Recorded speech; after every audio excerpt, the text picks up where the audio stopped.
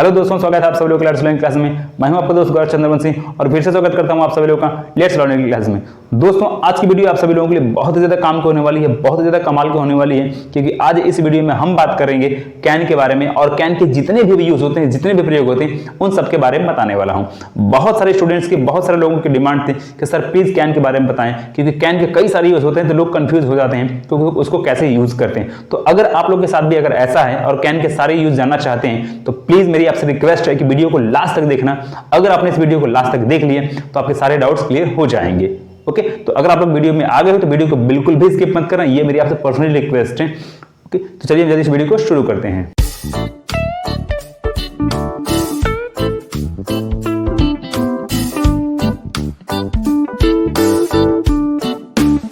तो फ्रेंड्स, जैसा कि आप सभी लोग जानते हैं कि इस वीडियो में हम बात कर रहे हैं कैन के बारे में और कैन के कितने यूज होते हैं, इन सब के बारे में हम बात करने वाले हैं। ओके, तो सबसे पहले अगर मैं बात करूं अगर कैन की, तो गाइस हम यहाँ पे देख पा रहे हैं कि हमने यहाँ पे जो कैन के टोटल 5 यूज बताए हैं, जो कि पांचों यूज अलग अलग तरह के सेंटेंसेस को रिप्रेजेंट करते हैं, अलग अलग तरह के सेंटेंसेस को बताते हैं। अगर मैं पहले यूज की बात करूं तो पहले यूज में हमने बताया हुआ आपको पावर, कैपेसिटी और एबिलिटी के बारे में, यानी कि कैन का यूज हम जो है कि इन सबको दिखाने के लिए, इन सबको शो करने के लिए, फिर इन सब के बारे में बताने के लिए यूज करते हैं। तो इसको हम चलिए अब एग्जांपल के माध्यम से समझते हैं। हमने यहाँ पे पहला एग्जांपल दिया है, हमने कहा आई कैन लिफ्ट 100 kg, मैं 100 किलो उठा सकता हूं। तो आप लोग मुझे ये बताएं कि अगर जब मैंने सेंटेंस बोला है फिर मैं सेंटेंस बोलूं तो आप मुझे बताएं इनमें से किसके बारे में पता चल रहा है, पावर के बारे में, कैपेसिटी के बारे में कि एबिलिटी के बारे में। जी हाँ, इससे जो है कि पावर के बारे में पता चल रहा है, यानी कि शक्ति के बारे में पता चल रहा है, क्योंकि 100 किलो उठाने के लिए हमें जो कि शक्ति की जरूरत पड़ेगी, पावर की जरूरत पड़ेगी। बात समझे? Very good. अगला सेंटेंस हमने दिया, हमने कहा ही कैन सॉल्व मैथ्स, वो मैथ सॉल्व कर सकता है, वो गणित लगा सकता है। तो आप मुझे ये बताएं, अब यहां भी ध्यान दीजिएगा, अब यहां पे जो है कि एबिलिटी की बात की गई है। अब मैंने इतने आसानी से क्यों पहचान लिया?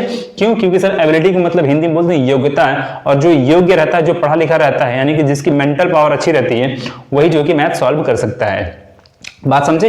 Very good. अगला सेंटेंस हमने दिया, हमने कहा they can buy a car, वे लोग एक कार खरीद सकते हैं। तो अब ध्यान दीजिए, अब ये सेंटेंस भी बहुत जो है कि इंटरेस्टिंग है, क्योंकि ये भी जो कि इनमें से किसी एक के बारे में ही बता रहा है, और ये भी बता रहा है, अगर मैं बात करूं तो ये पावर के बारे में बता रहा है, ठीक है, क्योंकि इसमें एबिलिटी तो लगेगा नहीं, कैपेसिटी शायद नहीं कह सकते हैं, हाँ पावर जरूर कह सकते हैं। लेकिन अब ध्यान दीजिएगा, अब कुछ लोग मन में सर चल रहा होगा कि सर पावर के बारे में तो ये वाला बता रहा था, तो ये कैसे बताएगा? तो ध्यान दीजिएगा, जो पावर होती है ना, तो वो सिर्फ जो है कि बॉडी पावर ही नहीं होती है।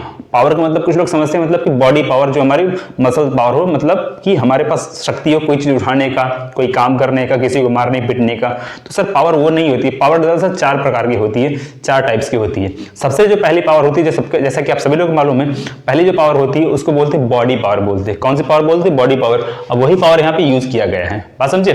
और जो दूसरी पावर होती है वो बहुत इंपॉर्टेंट होती है, और वो कहलाती है माइंड पावर कहलाती है। क्या कहलाती है? Mind power. और दूसरे सेंटेंस में हमने जो है कि माइंड पावर का ही यूज किया, क्योंकि यहाँ पे गणित लगाने के लिए बॉडी पावर नहीं लगेगा, यहाँ पे माइंड पावर लगेगा। बात समझे? Very good. अब जो तीसरा पावर यहाँ पे हमने कहा they can buy a car, तो ध्यान दीजिए, अब इनमें ना तो बॉडी पावर लगेगा, ना तो मेंटल पावर यानी कि माइंड पावर लगेगा। इसमें क्या लगेगा सर? इसमें मनी पावर लगेगा। क्या लगेगा? मनी पावर, क्योंकि कार खरीदने के लिए पैसा लगता है, दिमाग नहीं लगता है। समझे? Very good. अब जो अगला सेंटेंस बता रहा है, हमने कहा Ravi can spare time for me, Ravi मेरे लिए समय निकाल सकता है। तो स्पेयर टाइम मतलब होता है समय निकालना। तो ध्यान दीजिए, अब यहाँ पे ये सेंटेंस किसके बारे में बता रहा है? इनमें से तीनों में से किसी के बारे में नहीं बता रहा है, ये बता रहा है टाइम पावर के बारे में बता रहा है। दुनिया के सबसे इंपॉर्टेंट, सबसे पावरफुल पावर कौन सी होती है? ताकतवर टाइम पावर होती है सर, क्योंकि ये सबको जो है कि पीछे छोड़ देती है। तो उम्मीद करते हैं कि आपको समझ में आया होगा, क्योंकि ये जो सेंटेंसेस जो होते हैं, ये जो सेंटेंसेस हैं, इनमें से किसी न किसी के बारे में बता रहा है। बात समझे? तो ऐसे जो है कि अगर आपको समझ में आ गया है तो आप खुद से यकीन कर सकते हैं, आप खुद से रियलाइज कर सकते हैं बोलकर कि ऐसे कितने सेंटेंसेस आप बना सकते हैं जो इनके बारे में बताएंगे। बात समझे? Very good. अब कैन के दूसरे यूज की तरफ बढ़ते हैं। दूसरा यूज है कि यहाँ पर हमने बताया है आपको, वो होता है पोलाइट रिक्वेस्ट के लिए होता है। किसके लिए होता है? पोलाइट रिक्वेस्ट के लिए होता है। अब पोलाइट रिक्वेस्ट मतलब कि ऐसे सेंटेंसेस के बारे में बताता है जिससे किसी से रिक्वेस्ट की जाए, और रिक्वेस्ट भी कैसी? पोलाइट रिक्वेस्ट की जाए। बात समझे? Very good. पहला एग्जांपल हमने दिया, हमने कहा can you help me please, क्या आप मेरी मदद कर देंगे? तो हमने कहा can you help me please. तो ध्यान दीजिए, अब यहाँ पे इस सेंटेंस से जाहिर सी बात है किसी से मदद मांग रहे हैं, तो जब भी हम किसी से मदद मांगेंगे तो जाहिर सी बात है तो वहां पे हम जो कि कैन का यूज कर सकते हैं। बात समझे? अब मान लीजिए कोई आपसे अगर कहता है, आप रास्ते में जा रहे हैं, स्कूल जा रहे हैं, बाजार जा रहे हैं, अब कोई मान लीजिए आप जो है कि उसको कुछ हेल्प चाहिए, मान लीजिए बोझ है उसको उठाना है, तो आप सही नहीं बोलेगा कि आप मेरी मदद कर सकते हैं। तो इसी को इंग्लिश में बोलेंगे can you help me please. बात समझे? Very good. अगला सेंटेंस हमने दिया, हमने कहा can you convey my message, क्या आप मेरा संदेश, कन्वे का मतलब होता है पहुंचाना, तो क्या आप मेरा संदेश पहुंचा सकते हैं। तो जाहिर सी बात है जब भी आपको कोई ये कहेगा या फिर आप किसी को कहेंगे कि आप मेरा संदेश पहुंचा सकते हैं, तो आप उससे रिक्वेस्ट ही कर सकते हैं, आप जबरदस्ती या फिर उसको ऑर्डर नहीं दे सकते क्या तुम मेरा मैसेज पहुंचा सकते हो। बात समझे? अगर ऐसा रहेगा तो आप डायरेक्टली उसको बोलोगे मेरा मैसेज पहुंचा दो, मेरा मैसेज पहुंचा दो, डायरेक्टली ऐसे बोलेंगे यानी कि कन्वे माई मैसेज ऐसे बोलेंगे अब उसको। बात समझे?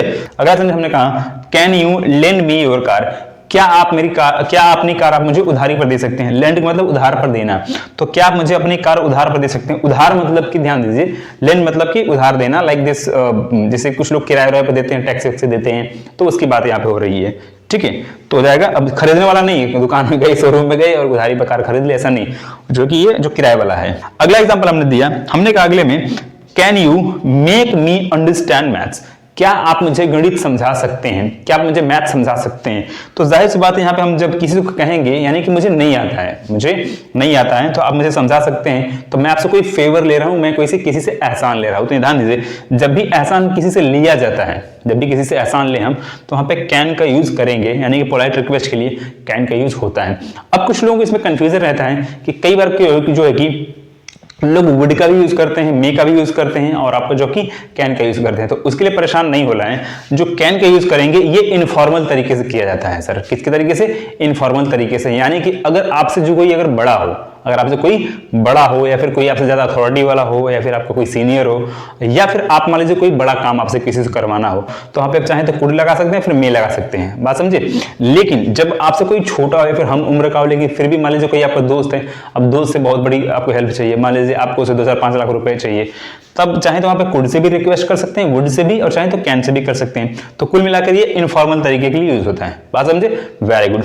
अगला देखें, अगला हमने जो कि बहुत इंटरेस्टिंग चीज, हम अगले सेंटेंस में हम जो कि बहुत इंटरेस्टिंग तरीके के बारे में बात कर रहे हैं, क्योंकि यहाँ पे तीसरा जो तरीका बता रहा है ये थियोरेटिकल पॉसिबिलिटी के बारे में बता रहा है। अच्छा, अभी थियोरेटिकल पॉसिबिलिटी क्या होता है, क्योंकि बहुत सारे लोगों के लिए तो पहली बार देखा होगा ये वर्ड। ओके, तो मैं आपको बता रहा हूँ बिल्कुल आराम से, आपको परेशान होने की जरूरत नहीं है। तो गाइस, जो थियोरेटिकल पॉसिबिलिटी होती है वो ऐसी मतलब कि इसको हिंदी में बोलते हैं सैद्धांतिक संभावना। क्या बोलते हैं?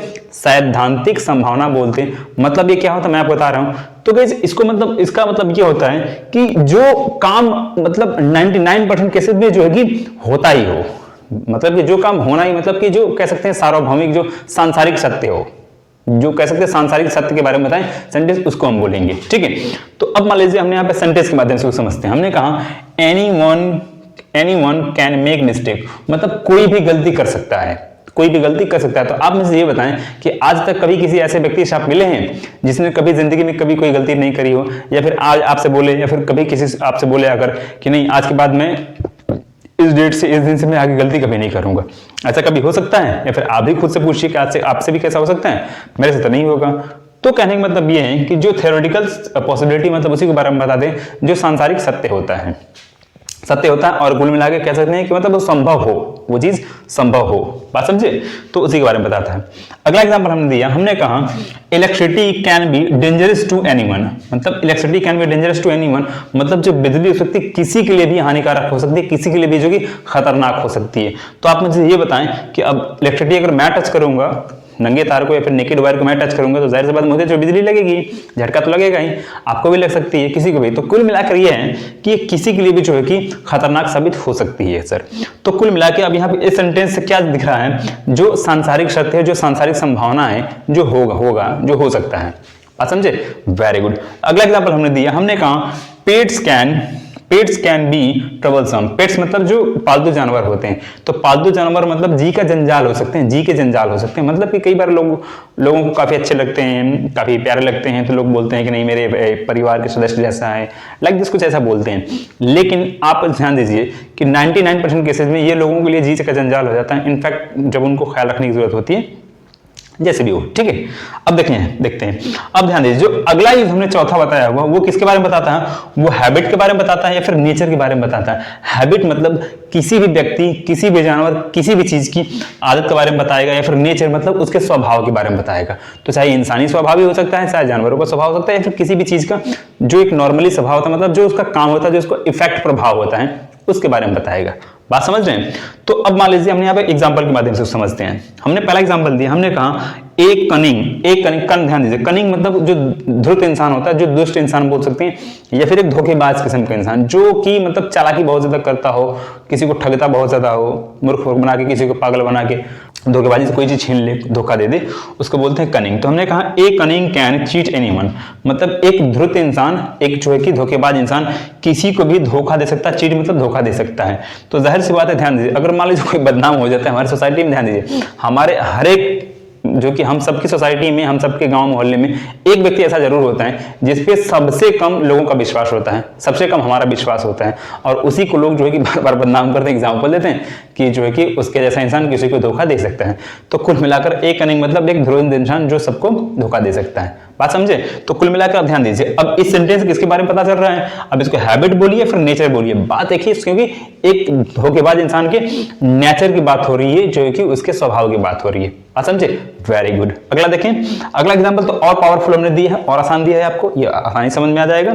अगले सेंटेंस में हमने कहा ए सेज। अब ध्यान दीजिए, ए सेज मतलब जो कि साधु संत लोगों को बोलते हैं, जो साधु संत होते हैं, साधु संत महात्मा ऋषि मुनि बोलते हैं, उन्हीं को इंग्लिश बोलते हैं सेज। तो हमने कहा a sage can not harm anyone, मतलब एक ऋषि मुनि, एक साधु महात्मा किसी को जो है कि हार्म नहीं, जो कि हानि नहीं पहुंचा सकता है। तो आप मुझे बताएं कि ये कहां तक सत्य है, ये कहां तक सत्य है? क्योंकि उनका स्वभाव ही ऐसा नहीं होता है, तो करेंगे क्यों?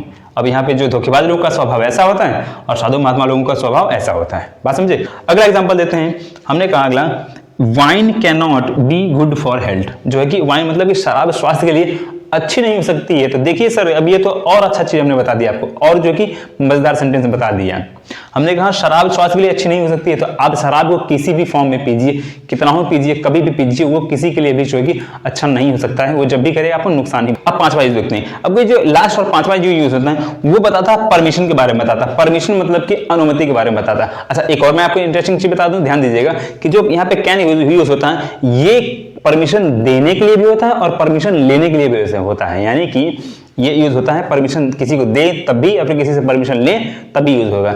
अब दोनों एग्जांपल हमने यहाँ पे दिया हुआ है। हमने कहा, पहला एग्जांपल देखिए, हमने कहा यू कैन गो नाउ, आप अब जा सकते हैं। तो ध्यान दीजिए, अब यहाँ पे परमिशन ले नहीं रहे हैं, परमिशन किसी से जो है कि किसी को परमिशन दे रहे हैं। ध्यान दीजिए, किसी से परमिशन ले नहीं रहे हैं, किसी को दे रहे हैं। तो हमने कहा यू कैन गो नाउ मतलब परमिशन किसी को दे दिया। बात समझे? Very good. अगला एग्जांपल हमने दिया, अगला हमने कहा students can go to classroom, students classroom में जा सकते हैं, क्लासरूम जा सकते हैं। तो ध्यान दे, अब यहाँ पे क्या कर रहे हैं, यहाँ पे परमिशन दे रहे हैं, किसी को परमिशन देने की बात हो रही है। आई होप समझ में आ गया होगा।